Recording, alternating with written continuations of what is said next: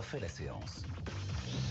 Ils sont là, Edwin Faure, directeur de la gestion de Philippe Autingre Gestion. Bonsoir Edwin. Bonsoir. Et Aurélien Auton. Bonsoir Aurélien. Bonsoir. Bienvenue aussi, gérant pour Swiss Life Gestion Privée. Ravi de vous retrouver. Donc, petite respiration du CAC ce soir. Legrand a publié ses résultats. Merci les data centers qui portent l'activité de Legrand. Le reste, un peu plus moyen. Le titre perd 1,6% ce soir, Legrand, Edwin, à la Bourse de Paris. C'est une bonne publication. Ouais. Franchement, alors, on voit quand même que ça fait une bonne performance boursière, Legrand. Ça, c'est clair et net. Mais on voit que c'est avant considéré comme une entreprise très liée au secteur de la construction. Maintenant, voilà, presque 30% de son chiffre d'affaires est lié au data center et à l'IA. Donc, c'est pour ça que ça se fait repricer. Et la forte croissance sur le début de l'année vient des États-Unis, du data center. Même si on a un environnement un peu morose sur la partie construction en Europe, voilà, plus de 50% du chiffre d'affaires est lié à l'IA ou à la transition énergétique. Qui sont des secteurs en ce moment qui marchent plutôt bien et on a pas mal de visibilité. Donc une très bonne publication. Si ça retrace un petit peu aujourd'hui, c'est pas très inquiétant. Moins 1,6%, c'est un point d'entrée, Legrand. Oui, vous estimez qu'il faut garder, renforcer, pourquoi pas? Nous, on trouve que c'est un secteur avec Schneider qu'on aime bien. C'est des secteurs structurels qu'il faut avoir en portefeuille. C'est vrai qu'aujourd'hui, les valeurs sont un peu élevées. Mais voilà, si on n'en a pas, surtout de baisse, il faut en renforcer. Mais voilà, sinon, c'est pas. Moins 1%, c'est pas les super soldes. Ouais. Aurélien, c'est pas les super soldes. C'est un titre encore attractif, Legrand, ou vous préférez Schneider, même si vous aimez bien Legrand aussi? Alors j'aime bien Legrand, effectivement. Faut être honnête, la publication est de qualité. On a une croissance qui est de pratiquement 10%.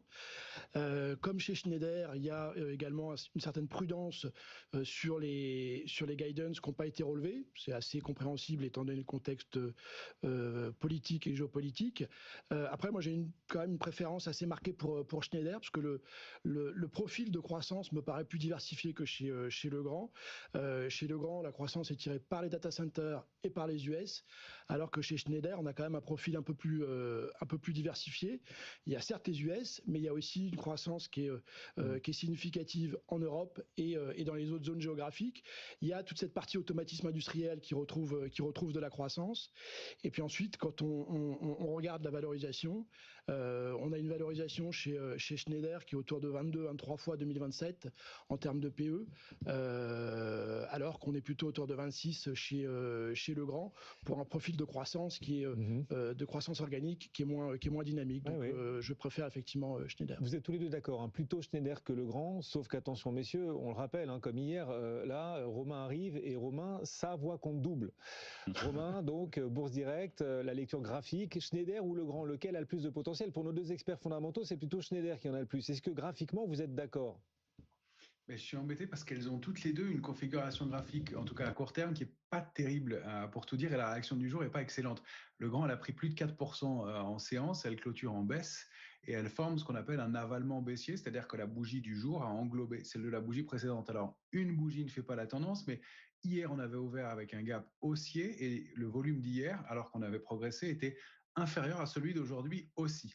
En plus, on est arrivé contre un niveau de résistance qui est important sur le grand, qui était donc 168,60 qu'on n'a pas réussi à atteindre. Donc attention à un message de contre-pied, c'est ce qu'on indiquait un peu sur cette séance à Paris, qui est quand même un peu en demi-teinte. Attention sous 152,05 pour Legrand. Schneider, on a été chercher la cible idéale. Pour nous, c'était 288,30, autant pour moi. Et pareil, même comportement, on était en hausse, on termine en baisse, avalement baissier, la bougie du jour englobe la précédente. Pas un très bon message en haut de marché non plus. Donc, on a l'impression que les opérateurs sont satisfaits, qu'ils sont en train d'encaisser un petit peu. En tout cas, c'est à court terme. Oui, on digère, quoi. Petite tendance peut-être à faire la sieste à venir pour ces deux valeurs. On verra ce soir le CAC, en tout cas, a reculé, prise de bénéfices après la hausse d'hier, moins 1,2%. Wall Street résiste. On est parti pour une 6e semaine de hausse d'affilée là aux États-Unis. C'est vrai pour le Nasdaq comme pour le S&P. Les deux progressent encore. D'ailleurs, le Nasdaq gagne 0,5% pour la première fois de son histoire. C'était tout à l'heure. On l'a vécu en direct. Pour la première fois, le Nasdaq a franchi les 26 000 points. Le Nasdaq aussi, donc le S&P aussi est en hausse. Edwin, Aurélien, s'il fallait comme ça pour la suite en mettre en avant une valeur dans laquelle vous croyez particulièrement pour la suite, quelles que soient les publications, le contexte, l'évolution de la guerre au Moyen-Orient, la tech, tout ça. Une valeur dans laquelle vous croyez contre vents et marées, vraiment Aurélien, votre principale conviction pour la suite de votre vie. C'est laquelle? Alors, je vais d'abord préciser que c'est compliqué de faire abstraction du contexte politique et géopolitique, et c'est une des raisons pour lesquelles j'ai choisi de mettre en avant Vinci. Alors Vinci, on a encore l'image du contractant de travaux publics d'il y a quelques années, mais je trouve que le profil de risque a assez nettement changé. On a aujourd'hui un leader dans les concessions de transport. On a quand même aussi une entreprise qui est crédible dans les énergies renouvelables et dans les services à l'énergie. Et c'est vraiment cette division qui me fait m'intéresser à Vinci. Il va y avoir un plan de relance, on en parle beaucoup, massif en Allemagne dans les réseaux d'électricité. Et je pense que Vinci est vraiment en capacité d'en profiter, surtout qu'on est vraiment dans un marché qui va se concentrer dans les prochaines années.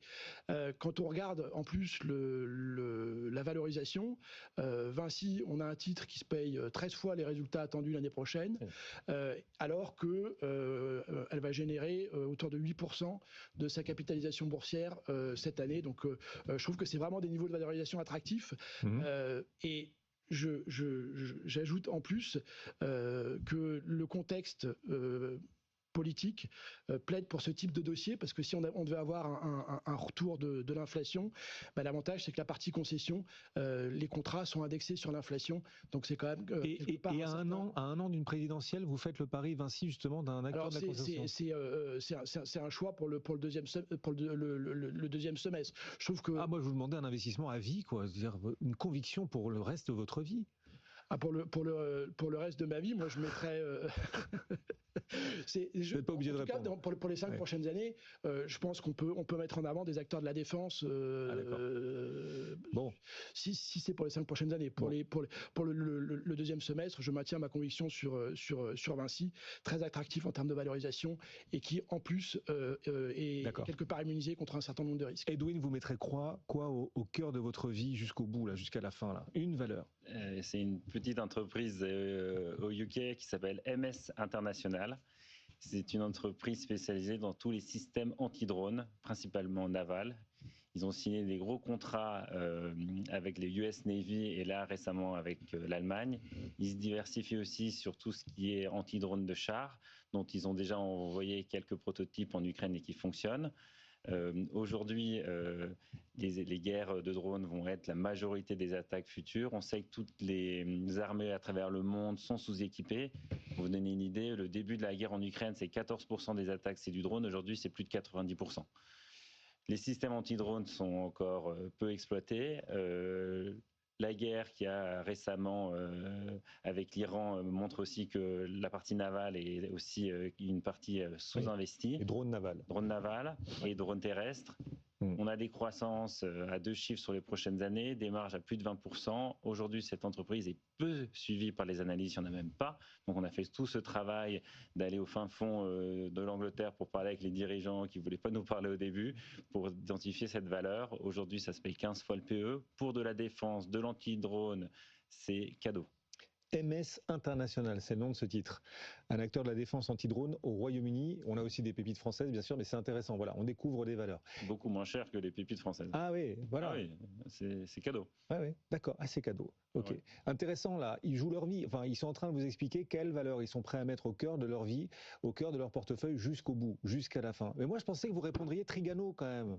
Pour le reste de votre vie, des camping-cars, ils ont publié Trigano. Le titre gagne 1%. Et on se demande même si Trigano, donc, qui a publié, qui est l'un des gagnants du jour à Paris, pourrait sortir gagnant de ce conflit en Iran. Moins de touristes à l'international, peut-être un peu plus qui resteront en Europe, et donc des achats de camping-cars à venir en hausse. Trigano gagne 1% ce soir, Edwin. Et vous ne le mettez pas au cœur du reste de votre vie, de votre portefeuille en tout cas. Non, en tout cas, non. Le pétrole qui monte, c'est pas très bon pour les gens qui se baladent en voiture ou en camping-car. Oui. 2, c'est pas terrible pour le pouvoir d'achat, c'est quand même cher un camping-car. C'est beaucoup plus cher qu'une voiture. Le côté positif, vieillissement de la population, ça c'est pas mal. Mais les gens vont pas acheter un camping-car juste parce qu'ils peuvent pas partir à Dubaï cet été, quoi. C'est un peu inimaginable, quoi. C'est-à-dire qu'on ne peut pas se dire parce que les hôtels à Dubaï sont quasi vides, c'est Moody's, Antoine, qui prévoit un taux d'occupation des hôtels au deuxième trimestre catastrophique, bien sûr, là-bas. 10% comparé à 80% en février. Bon, c'est logique, hein, mais on a des chiffres précis. Voilà, 10% d'occupation des hôtels à Dubaï au deuxième trimestre, la prévision de Moody's. C'est pas parce qu'on va pas à l'hôtel à Dubaï qu'on va s'acheter un camping-car. C'est ce que vous nous expliquez, nous révélez carrément cet après-midi, Edwin. Ouais. D'accord. Bon. Pareil, vous mettriez pas Trigano en portefeuille pour la suite? J'en ai pas en portefeuille. J'en ai pas en portefeuille, mais je dois reconnaître que j'ai regardé un peu la publication. C'est plutôt la publication est plutôt de qualité. On voit que le discours pour le deuxième semestre aussi est plutôt constructif. Le carnet de commandes est bien rempli. Les ventes ont encore été assez soutenues au mois de mars. Et on a en plus une valorisation qui est assez décotée par rapport à sa moyenne historique. Donc sur le papier, c'est attractif. On voit la réaction des marchés qui saluent cette publication après un parcours boursier assez compliqué depuis le début de l'année. Mais effectivement, ça fait pas partie de mon portefeuille. Ouais, il n'y a pas de camping-car électrique encore, pas beaucoup, c'est ça? C'est compliqué à mettre en place? Je suis pas un spécialiste ils ont peut-être pas là. Donc Romain, bien sûr, lui, il est avec nous régulièrement en camping-car. D'ailleurs, Romain, on vous retrouve à nouveau graphiquement. Là, vous lui trouvez quel potentiel à ce titre Trigano, qui ce soir, on le rappelle, gagne 2%, alors que le CAC a perdu 1%. Donc il y a vraiment une forme d'hommage du marché au titre Trigano après la publication. Romain.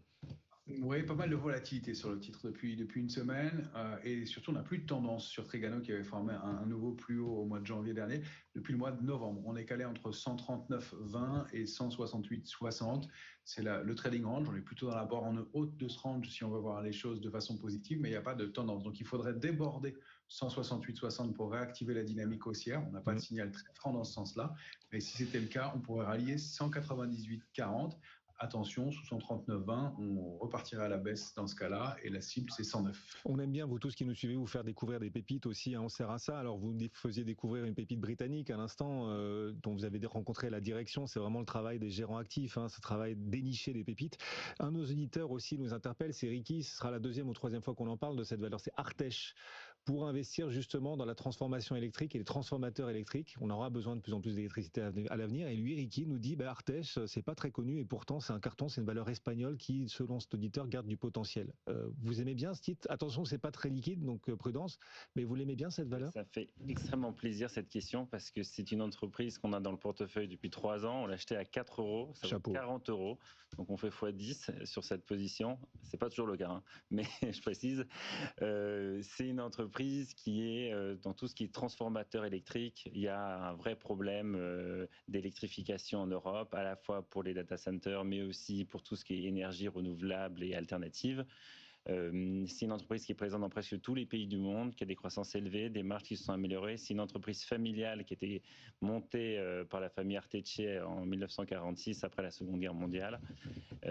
C'est vraiment une des plus belles boîtes européennes aujourd'hui. Et même si elle a pris plus 10 hier et plus 15 aujourd'hui, on trouve que c'est quand même une super valeur. Et on dit Arteche, on est en Espagne, effectivement. Oui, bien sûr. Voilà, merci à cet auditeur et à vous tous qui nous envoyez vos questions, parce que vos pépites, ces valeurs parfois small cap, attention à la volatilité que vous avez en portefeuille, si vous les avez choisies, souvent c'est que vous les avez un peu étudiées, c'est vrai.